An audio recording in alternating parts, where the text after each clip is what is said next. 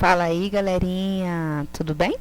Hoje nós vamos falar um pouquinho sobre a crise mundial de 1929, também conhecida como crise de 29, queda da bolsa de 29, crack de 29, crash de 29, né? Tem vários nomes que a gente pode utilizar.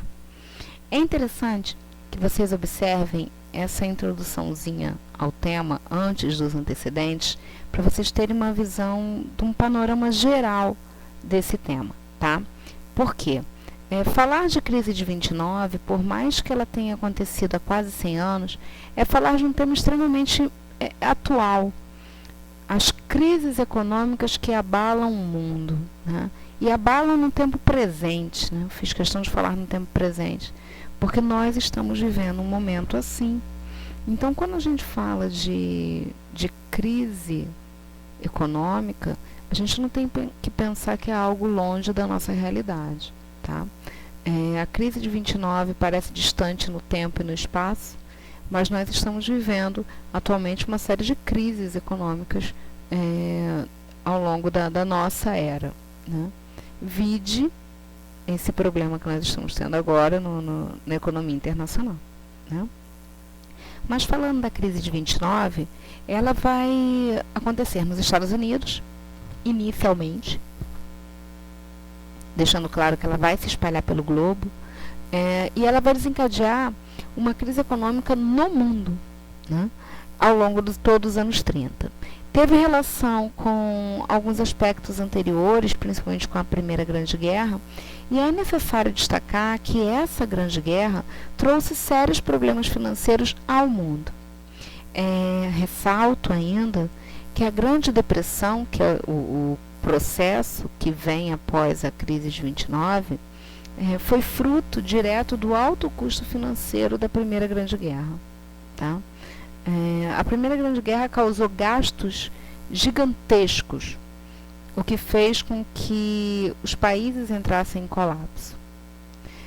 Nessa aula, nós vamos falar sobre a crise econômica enfrentada pelos Estados Unidos no começo do século XX e como o American Way of Life, né, que é o chamado modo de vida americano, afetou inúmeras economias ao redor do mundo.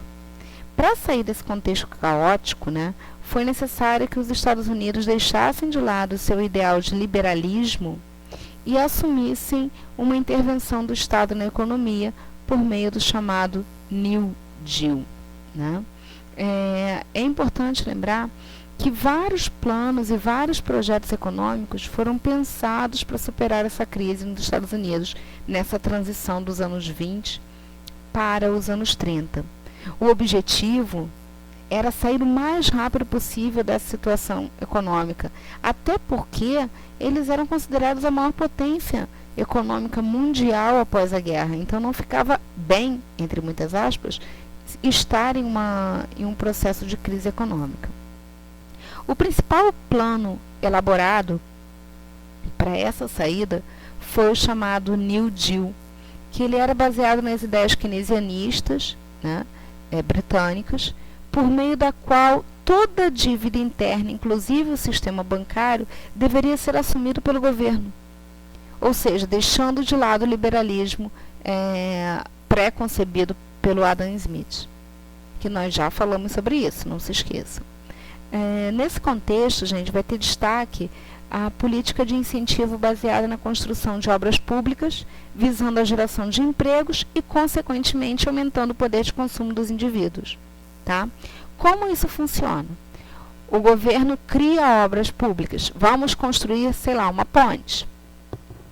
Eu preciso de mão de obra. Então, o governo vai empregar as pessoas. Essas pessoas vão receber um salário. Esse salário vai fazer com que elas voltem a consumir.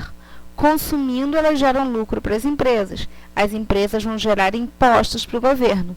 Com esse dinheiro dos impostos, o governo faz mais obras, que geram mais empregos, que geram mais dinheiro, que geram mais lucro para as empresas, que geram mais impostos para o governo, que podem gerar mais obras. Perceberam que é um ciclo? É um ciclo. Então, a ideia do New Deal é provocar um ciclo econômico de crescimento constante, tá? Mas vamos aos antecedentes de toda a crise.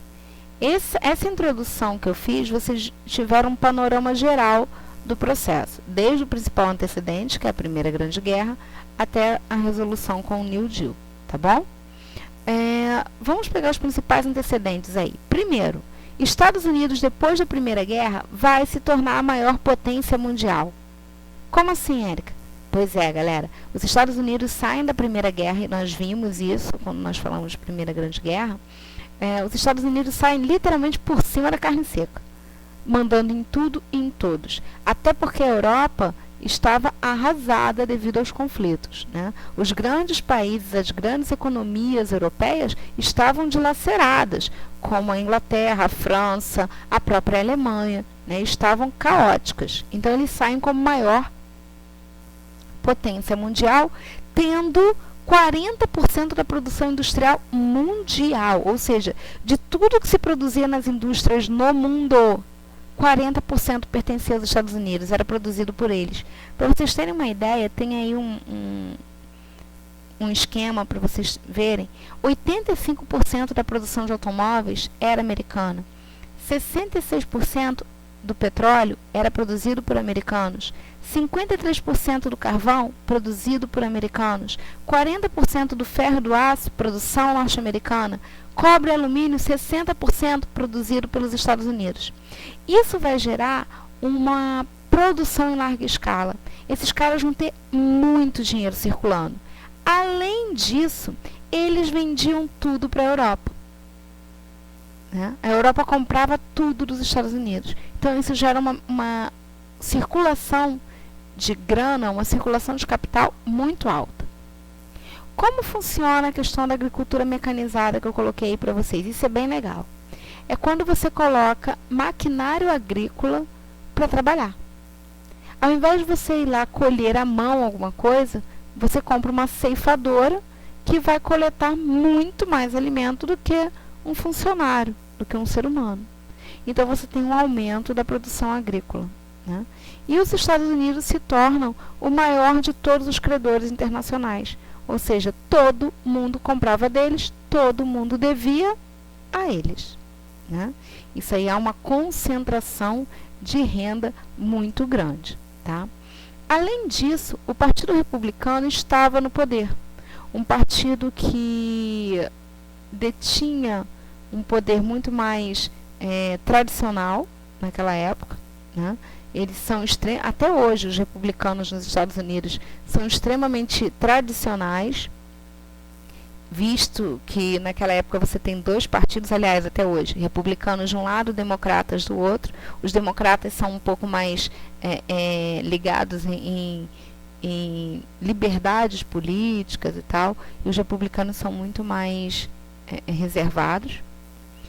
E em 1919 foi feita a chamada Lei Seca, que foi incentivada até por causa do moralismo mesmo do Partido Republicano.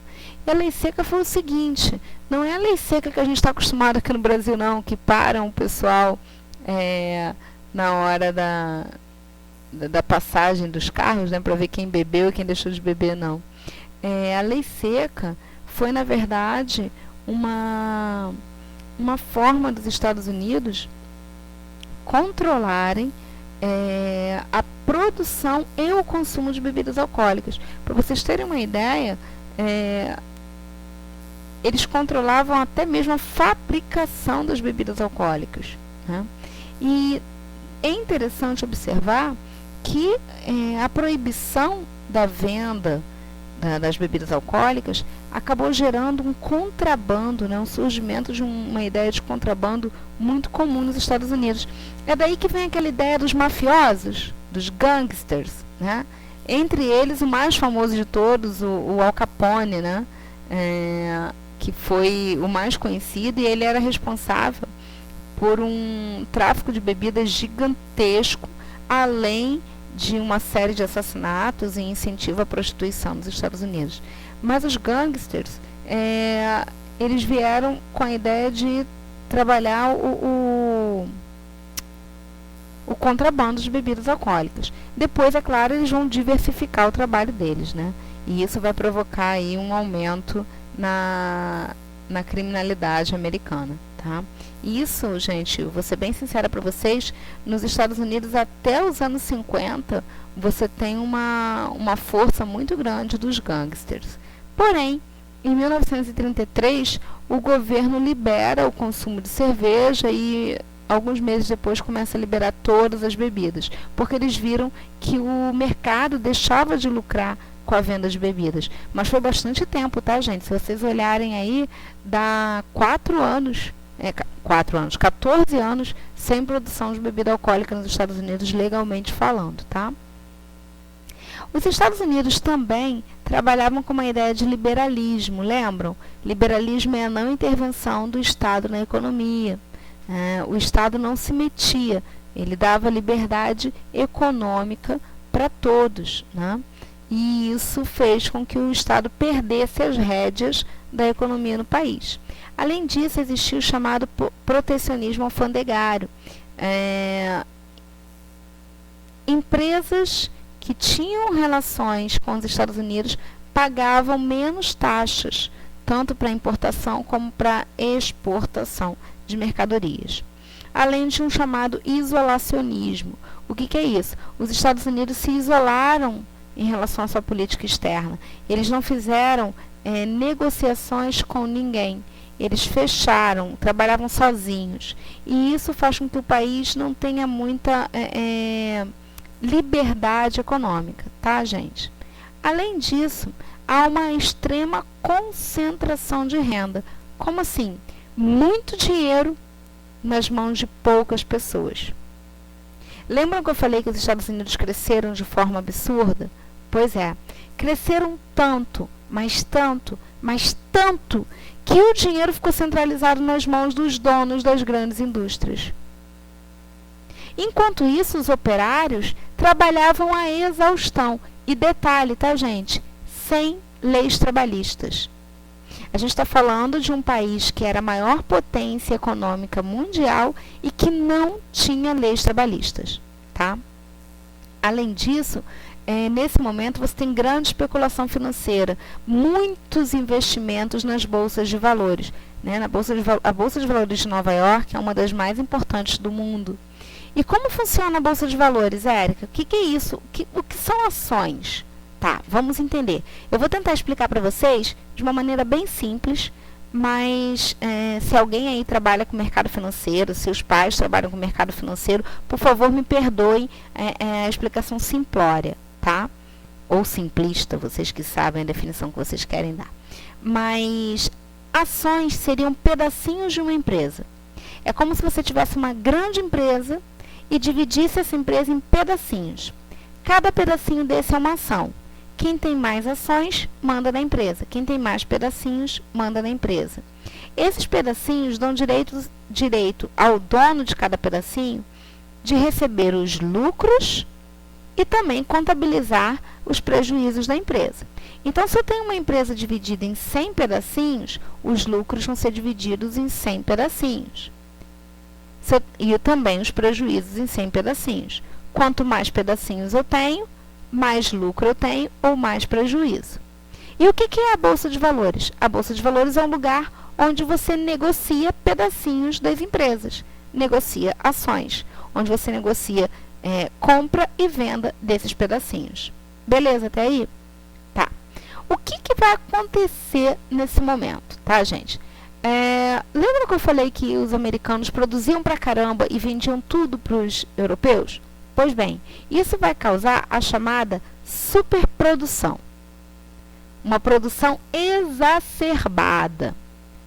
Produzia-se muito, fabricava-se muito. Só que eles fabricavam pensando em vender para a Europa. Porém, no final dos anos 20, a Europa já estava se recuperando da guerra. Já havia passado 10 anos que a guerra tinha acabado, a Europa já estava crescendo e começou a comprar menos dos americanos. Então você tem uma queda nas exportações. Tendo uma queda nas exportações, sobra mercadoria. Eles tentam vender essa mercadoria no mercado interno, ou seja, dentro do país. Mas as pessoas não tinham dinheiro. Lembram que eu falei da concentração de renda? Lembra que eu falei que a maior parte do dinheiro estava nas mãos de poucas pessoas e a esmagadora maioria não tinha grana? Pois é. Eles não compravam porque não tinham dinheiro.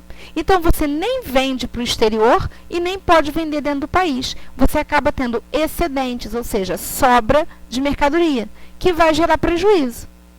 Para as empresas tentarem se manter, elas faziam demissões. Elas diminuíam o quadro de funcionários. Quando você demite muita gente, você tem muita gente na rua sem grana. Então, se eu já não comprava tendo emprego, agora não tendo emprego, é que eu não vou comprar mesmo.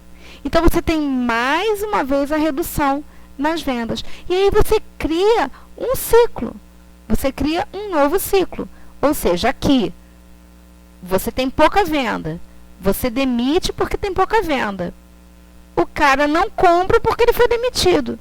E as vendas voltam a reduzir. Então, tendo pouca venda, eu continuo demitindo. Quem é demitido continua sem comprar, eu continuo tendo prejuízo, continuo a demitir, e assim vai virar um ciclo, reduzindo os lucros cada vez mais e vai reduzir o valor das ações das empresas. Vai reduzir o valor dos pedacinhos daquelas empresas. Beleza até aí?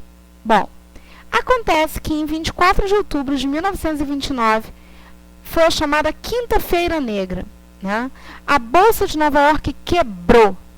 Ela quebrou. O que quer dizer que uma bolsa quebrou, gente? Ela quer dizer que milhares de ações de muitas empresas foram disponibilizadas para venda, mas ninguém comprou. A bolsa zerou. Vocês já viram quando aparece no jornal, na televisão? A bolsa fechou em alta, é porque estão vendendo muito. A bolsa fechou em baixa, é porque estão vendendo pouco. Agora, nesse momento, gente, ninguém comprou. Então, as ações de todas as empresas desvalorizaram. Por que desvalorizaram? Quando eu estou vendendo um produto, se eu estou vendendo uma barra de chocolate por R$10, está muito caro, ninguém vai comprar. Aí eu baixo para 5. Ninguém compra, baixo para 4, ninguém compra, baixo para 3, ninguém compra, baixo para 2, ninguém compra, baixo para 1, ninguém compra.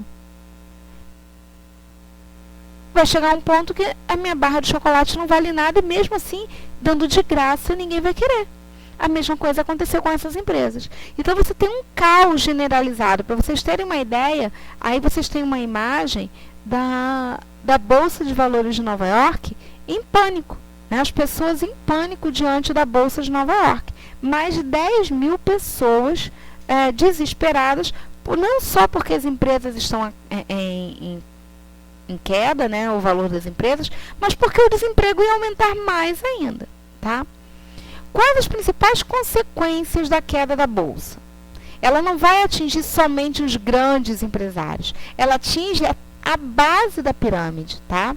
Vai causar desemprego em massa. Para vocês terem uma ideia, 14 milhões de desempregados somente nos Estados Unidos. Mais de 30 mil empresas e mais de 4 mil bancos foram à falência nos Estados Unidos. Há uma crise no liberalismo. As pessoas começam a questionar se o liberalismo realmente é tão bom. Se o governo não deve realmente intervir na economia. Além disso, na Europa, começam a surgir dois fatores muito sérios. Primeiro, a crise das democracias parlamentares. O parlamentarismo começa a entrar em crise e começam a surgir regimes totalitários, como o nazismo e o fascismo, que vão se aproveitar do problema americano para crescer econômica e politicamente. Érica, e o Brasil foi afetado nessa situação? Sim. Não tanto como os americanos, tá? Mas o Brasil foi afetado sim. Nós tivemos a crise do café, né? Justamente no período que Vargas está chegando ao poder. Eu vou falar sobre isso à parte quando a gente for falar de Era Vargas, tá? Era Vargas vai ser dividida em várias aulas. Então, eu vou falar sobre a Era Vargas à frente e vou falar sobre a crise do café. Quem teve exceção nesse momento? A União Soviética. Lembram que a União Soviética havia se isolado por causa do chamado cordão sanitário, que foi imposto pelos americanos? Pois bem, já que eles estavam isolados, eles fizeram a própria economia. Eles não tinham nenhuma relação comercial com os americanos. Então, eles não foram atingidos. Tá? Isso é bem interessante para observar que foi um tiro no pé dos americanos, tá? Aqui vocês têm uma foto de uma família norte-americana literalmente vivendo na miséria, tá? Tanto que eles estão vivendo num barraco, tá? Isso aqui parece aqueles barracos de ferramenta, né? Aqueles quartos de ferramenta dos quintais americanos, mas na verdade essa foto mostra que era a casa em que essa família estava vivendo. Gente, era um estado caótico. Como a coisa vai melhorar? A partir de 1932, foi eleito um democrata chamado Franklin Delano Roosevelt, né? Roosevelt foi o presidente que implantou o New Deal. New Deal que foi baseado nas teorias keynesianistas ou no keynesianismo, que são teorias escritas por Keynes, que dá direito ao Estado de intervir na economia. Ou seja, deixamos o liberalismo de lado e vamos começar a intervir na economia. O Estado volta a mandar na economia do país. Isso também vai ser chamado, o New Deal, de neocapitalismo, novo capitalismo, nova forma de ver a política econômica.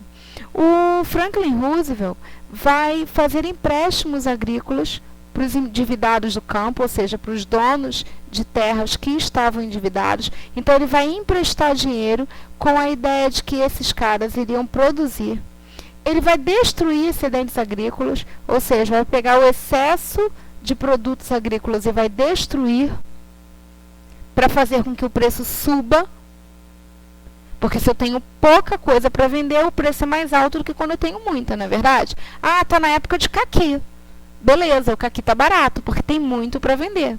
Agora, quando não está na época de caqui, ele é caro, porque é difícil de encontrar.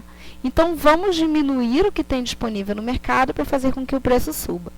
Outra coisa que o Franklin Roosevelt vai fazer é a criação de leis trabalhistas. E aqui eu abro um parêntese. Na mesma época, Vargas também vai criar leis trabalhistas no Brasil, hein? Agora, quem imitou quem? O Franklin Roosevelt imitou Vargas ou o Titio Vargas imitou o Roosevelt? Não sei, não sei, não sei, não sei. Mais à frente a gente vai saber. Tarará. Ele também vai criar a ideia do seguro-desemprego. Por quê? Ele dizia o seguinte: se o cara ficou desempregado, ele vai ter dinheiro para consumir como? O governo tem que dar uma ajuda para que ele sobreviva pelo menos durante um tempo enquanto ele está desempregado, até ele conseguir uma nova alocação no mercado de trabalho.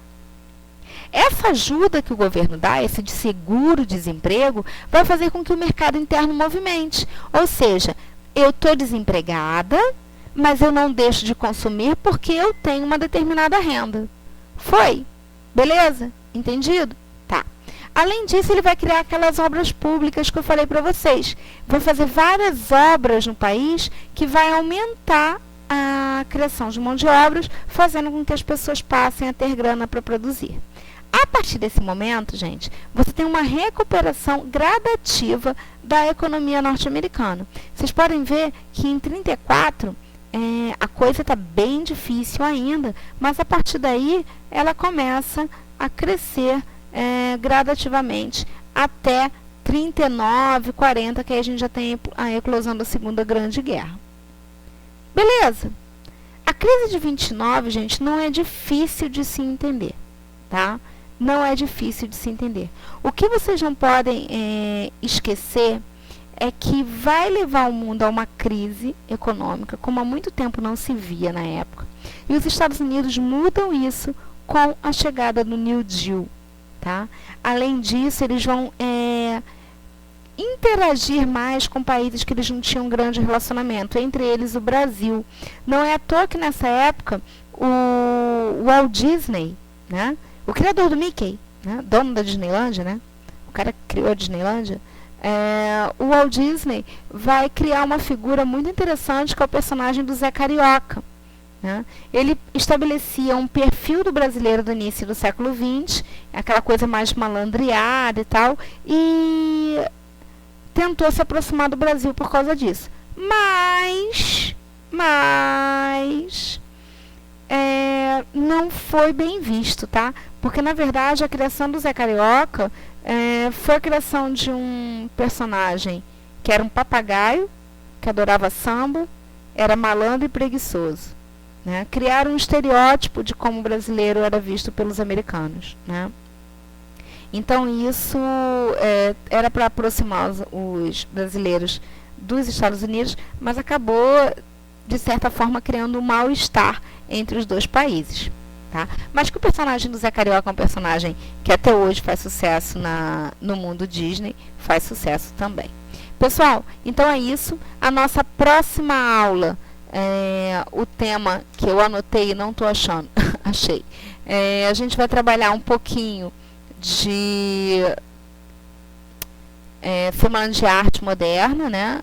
Semana de 22. Vai ser uma aula mais curtinha, mas a gente vai trabalhar e vocês vão gostar. É um tema bem interessante, bem legal. Tá bom? Um grande abraço e cuidem-se!